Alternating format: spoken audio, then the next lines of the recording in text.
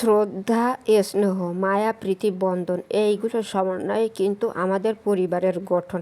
আমাদের পরিবারের সদস্যদের ভিতরে পারস্পরিক শ্রদ্ধা, ভালোবাসা, মায়া, প্রীতি আছে বলেই পরিবারটা গঠন করা হয়।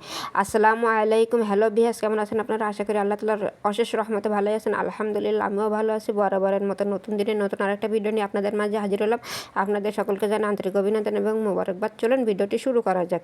এই যে সকালবেলা আমার সামনে এত চমৎকার একটি দৃশ্য ধরা পড়লো, যেটা আমি আপনাদের সাথে শেয়ার না করেই পারলাম না। দেখুন, একটা মা পাখি তার বাচ্চা পাখিকে কত সুন্দরভাবে খাবার দিচ্ছে। এটা আমার ক্যামেরা বন্দি করে আপনাদের মাঝে দিতে পেরে খুবই ভালো লাগছে। এই দেখুন, মা না খেয়ে তার বাচ্চাকে কত সুন্দরভাবে খাওয়াচ্ছে। দেখুন, তার খাবারটা, মায়ের খাবারটা বাচ্চার গালে কীভাবে চলে যাচ্ছে। আমি ঘুরে ঘুরে শুধু সেই দৃশ্যটা আপনাদের দেখানোর জন্য চেষ্টা করছি, কিন্তু এই যে ওরা বুঝতে পেরেছে যে আমি ওদের ভিডিও করছি, তাই ওরা ওখান থেকে চলে যাওয়ার জন্য প্রস্তুতি নিচ্ছে। অলরেডি বাচ্চাটা চলে গেছে।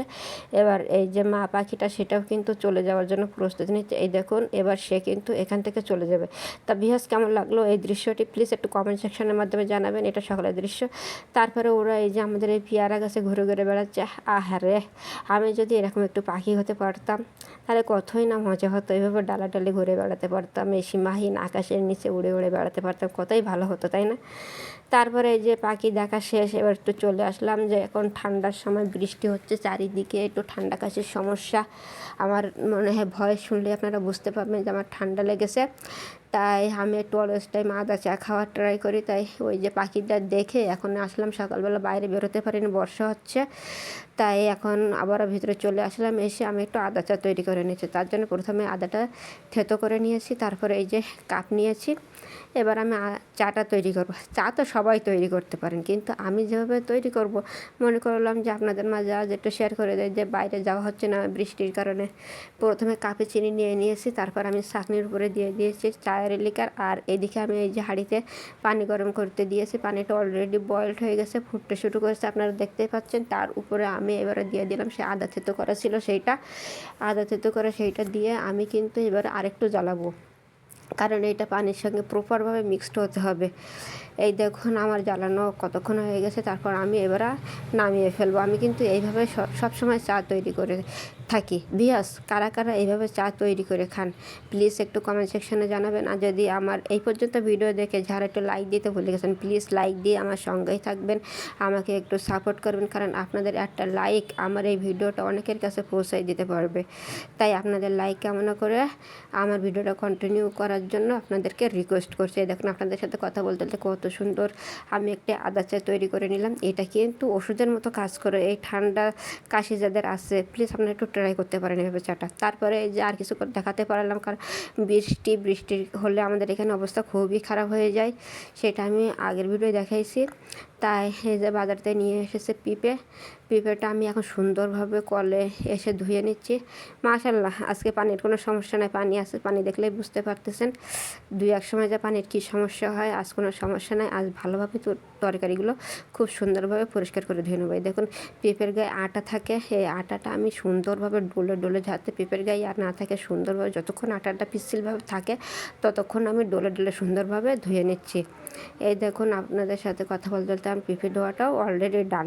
তারপরে এই যে একটা মাছ নিয়ে এসেছে, তেলাপিয়া মাছ বলি এটা আমরা। আপনারা কী মাছ বলেন আপনারা আমাকে একটু জানাতে পারেন কমেন্ট সেকশানে। আমরা তেলাপিয়া বলি। একটাই তেলাপিয়া মাছ নিয়ে এসেছে, কিন্তু এটা কিন্তু অনেক বড়। মাছের অনেক দাম আমাদের এখানে, তাই এই একটাই মাছ নিয়ে এসেছে। এটা এখন সুন্দরভাবে কাটা হয়েছে। এখন যতক্ষণ না পরিষ্কার হবে ততক্ষণ এই ইটের ওপরে ডলে ডলে একে পরিষ্কার করে নিতে হবে। এই যে হাত দিয়ে দিয়ে আমি এর গায়ে আঁশ আছে কিনা সেই আঁশটা ছাড়াই নিচ্ছি। এখন আমি সুন্দরভাবে ডলে নেব, কারণ মাছ যত ধোয়া হয় মাছের স্বাদ কিন্তু ততই বৃদ্ধি পায়। মাছটা সবসময় বেশি বেশি করে ধুতে হবে, কারণ মাছ যত ধোয়া হবে মাছের গন্ধটা কিন্তু চলে যায়। এই দেখুন, আমি কত সুন্দরভাবে এপিট ওপিট সুন্দরভাবে ঘষে ঘষে একদম কালোগুলো উঠায়ে ফেলবো। একদম মাছটা সাদা চকচক যখন করবে আর মাছের ভিতরে যখন কোনো ময়লা না থাকবে তখন কিন্তু আমি মাছটা উঠে নেবো। তা ভিউয়ার্স, আমার ভিডিওটা কেমন লাগছে? যদি ভালো লেগে থাকে তাহলে একটা লাইক দিয়ে ভিডিওটা দেখবেন, আর যদি ভালো লেগে থাকে একটু কমেন্টে জানাবেন যে কোনগুলো ভালো লাগলো। আমার কিছু পরামর্শ থাকলে আপনারা দিতে পারেন। আপনাদের পরামর্শ অনুযায়ী আমি আমার সামনের পথ আগায় যাব, কারণ আপনাদের পরামর্শ নিয়েই তো আমি সামনে আগাবো। কারণ ইউটিউব তো একা একা আগানো যায় না। কী ধরনের ভিডিও আমাকে দিতে হবে, কী ধরনের মানে ক্লিপগুলো অ্যাড করতে হবে, কোন ধরনের ক্লিপগুলো বাদ দিতে হবে, এগুলো প্লিজ আপনারা একটু কমেন্ট সেকশনে জানাবেন, তাহলে আমি বুঝতে পারবো যে আপনাদের পছন্দ কী। আর যেহেতু এখন খুব বৃষ্টি, সকাল থেকে বৃষ্টি হচ্ছে, এখন সামান্য একটু কমছে, এখন বাজে 10:30টার মতো, এখন একটু কমছে, কিন্তু আবার হয়তো বৃষ্টি হতে পারে, খুব মেঘ আকাশে। এই দেখুন কথা বলতে বলতে এই যে মাছগুলো আমার কাটা শেষ, ধোয়া শেষ, আর অল্প একটু রান্নার সময় ধুয়ে নেবো, তাহলেই আমার মাছ ধোয়া ডান হয়ে যাবে একদম। তারপরে যে চলে আসলাম, পেঁপেটা ধুয়ে রাখছিলাম, পেঁপেটা কাটতে। পেঁপে তো সবাই কাটতে পারেন, কীভাবে কাটবো একে আর দেখানো লাগে। তারপরে এই যে আমি চামচ দিয়ে কত সুন্দরভাবে, পেঁপেটা দানা হয়নি কিন্তু পেঁপেটা কিন্তু খুব পুষ্ট, 2-1 পেঁপেতে দানা হয় না। তারপর দেখেন দানাগুলো চামচ দিয়ে কেকে কত সুন্দরভাবে গোটা গোটা করে কেটে নিলাম। পেঁপে আমার কাটা শেষ। তারপরে এই যে আরও রান্না করা হবে কেওড়া। এই কেওড়ার একটা টিপস দিতে আপনাদেরকে কেওড়ার রেসিপিটা একটু দেখাচ্ছি।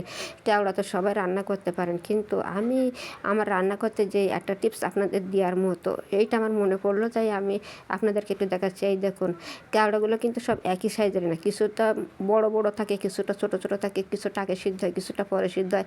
তাই আমি এই যে খুন্তি দিয়ে দিয়ে দেখছি, যেগুলো আগে সিদ্ধ হয়ে গেছে সেইগুলো কিন্তু আমি উঠাই নিচ্ছি, আর যেগুলো সিদ্ধ হয়নি সেগুলো কিন্তু রেখে দিচ্ছি।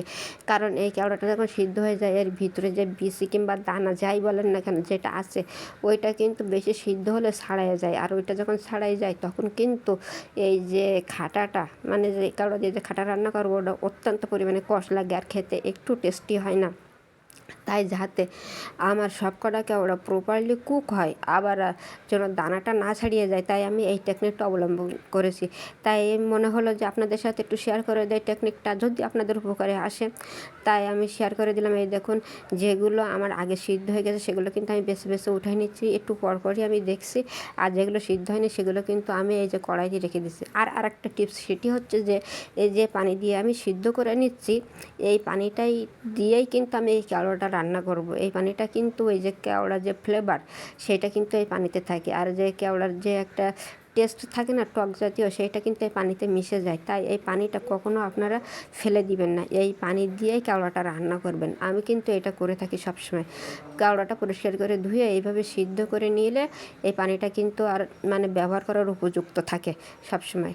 আর আমি যেহেতু দেখে দেখে উঠাই নিচ্ছি, সেই তো দানা আর ভাঙার কোনো সমস্যাই হবে না। এই দেখুন কী সুন্দরভাবে আমার ফেটে ফেটে গেছে কেওড়াগুলো, যেগুলো ফেটে গেছে সেগুলো কিন্তু আমি দেশে এভাবে উঠাই।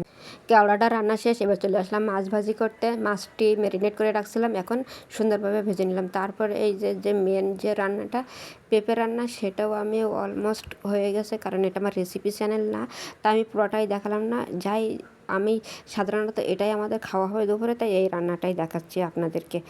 ভিউয়ার্স, কেমন লাগলো আজ আমার এই নতুন ব্লগটি? আশা করছি আপনাদের কাছে ভালো লাগবে। আর যদি ভালো লেগে থাকে প্লিজ আমাকে সাপোর্ট করবেন। আমার সাপোর্ট করলেই তো আমি নতুন নতুন ভিডিও তৈরি করতে আরও ইন্সপায়ার্ড হব। আজ এই পর্যন্তই, আপনাদের কাছ থেকে বিদায় নিচ্ছি। আল্লাহ হাফেজ, আসসালামু আলাইকুম।